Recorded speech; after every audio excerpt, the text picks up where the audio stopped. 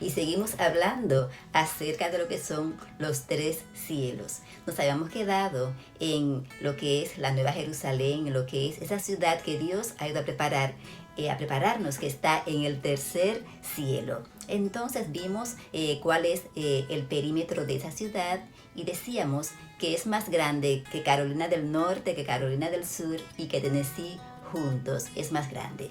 Pero vamos a ver, a seguir mirando qué condiciones físicas y mentales, emocionales tendrán aquellos que van a vivir en esa santa ciudad de Dios. Vámonos a Apocalipsis 21:4 y nos dice aquí, en Apocalipsis 21:4,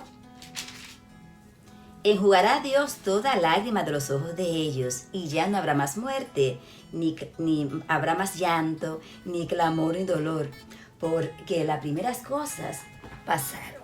Entonces, quiere decir eso que no va a haber tristeza. Y eso me da mucha alegría, el saber que en esa ciudad no va a haber tristeza. Es una ciudad donde cada uno tendrá un cuerpo perfecto e inmortal. Y no habrán enfermedades, problemas o muerte. Los habitantes serán perfectamente felices y vivirán por toda una eternidad. Vamos a ver qué nos sigue diciendo.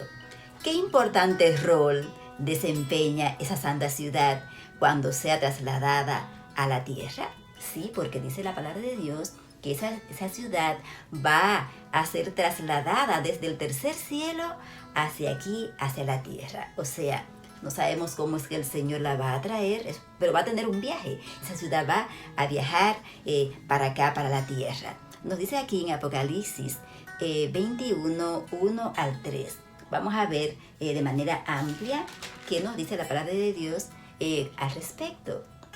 Vi un cielo nuevo y una tierra nueva, porque el primer cielo y la primera tierra pasaron y el mar ya no existía más. ¿Te das cuenta? Vi un cielo nuevo y una nueva tierra, porque este primer cielo y esta primera tierra pasaron. O sea, lo que tú y yo estamos mirando ahora mismo, todo esto va a pasar. Entonces nos sigue diciendo, decía ahí que el mar ya no existía más. Nos sigue diciendo, y yo, Juan, vi la santa ciudad, la nueva Jerusalén, descender del cielo de Dios, dispuesta como una esposa ataviada para su marido. ¡Qué hermoso! Nos sigue diciendo en el 3. Y oí una gran voz del cielo que decía, he aquí el tabernáculo de Dios con los hombres, y Él morará con ellos, y ellos serán su pueblo. Y Dios mismo estará con ellos como su Dios. O sea, el Señor tiene ahora mismo su reino en el tercer cielo. Así es que vamos a seguir mirando.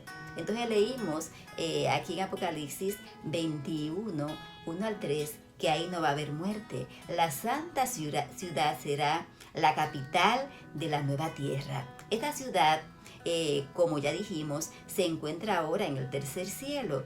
Y los redimidos la habitarán allá cuando Jesús la lleve. Allí reinarán con Jesús 1000 años. En ese tiempo la tierra habrá sido renovada y limpiada de toda contaminación y estará lista para recibir a los santos que serán traídos de regreso a la tierra dentro de la santa ciudad, la cual será la capital del mundo venidero. Los santos vivirán con Cristo en esta tierra. Y entonces el Señor va a ser nuestro Dios. Dice que va a habitar con nosotros. Y además de los méritos de Jesús dados por la gracia a los creyentes, ¿qué otro requisito entonces deben cumplir los redimidos para tener acceso a esa santa ciudad?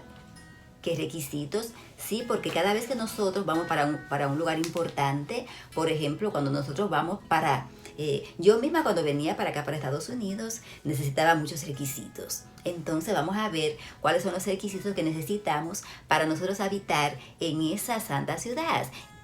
Y nos vamos a ir a Apocalipsis 22:14 y nos dice ahí, bienaventurados los que lavan sus ropas para tener derecho al árbol de la vida y para entrar por las puertas de la ciudad. Entonces, ¿cuáles son los requisitos para tú y yo entrar y morar en esa ciudad? Tenemos que lavar nuestras ropas.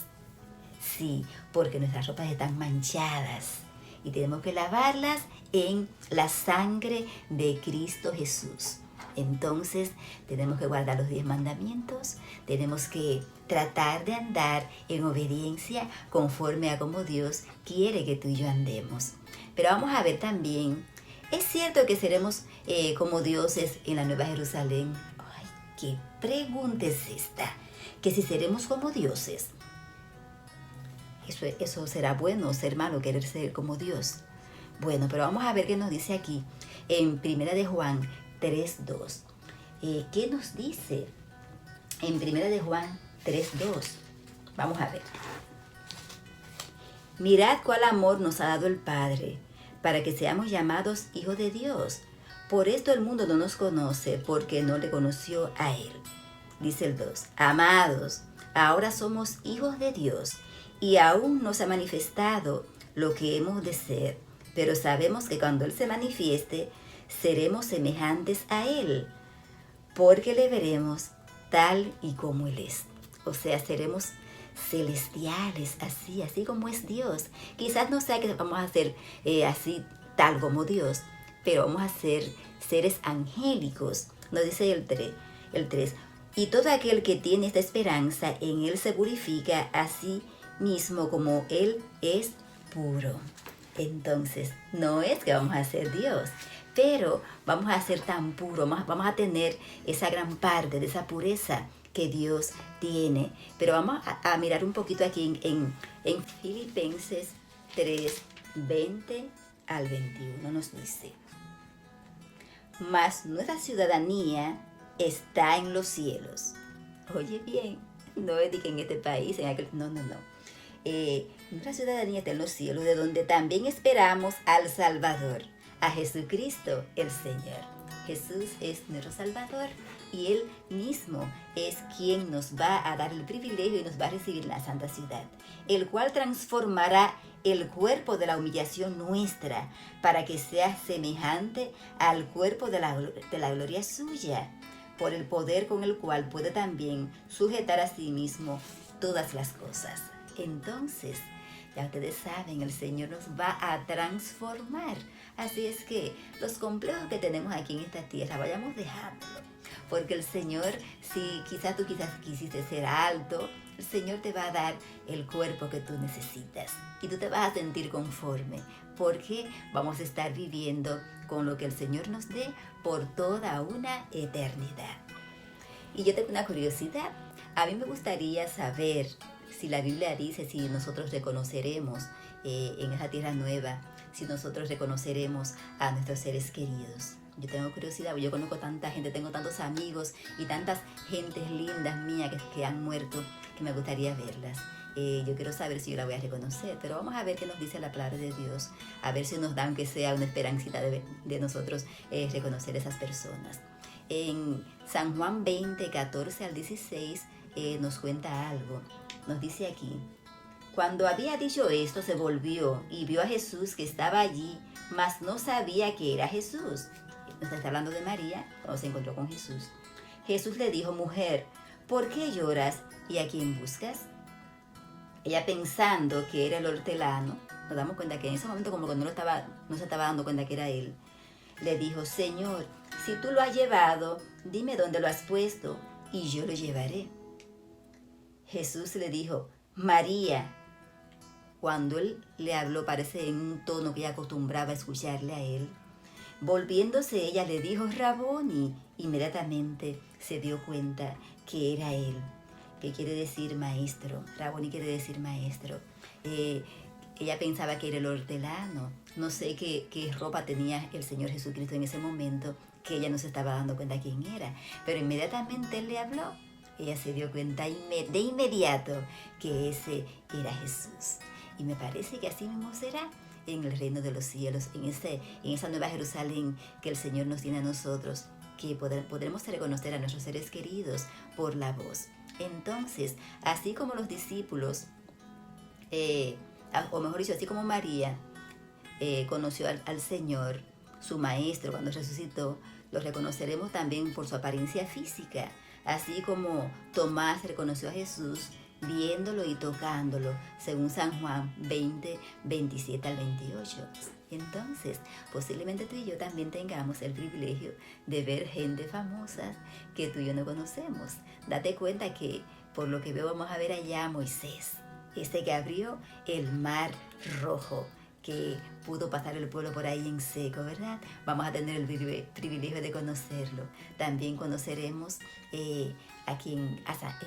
a Elías, conoceremos también a José, que ustedes saben que se portó tremendo con la esposa de Potifar.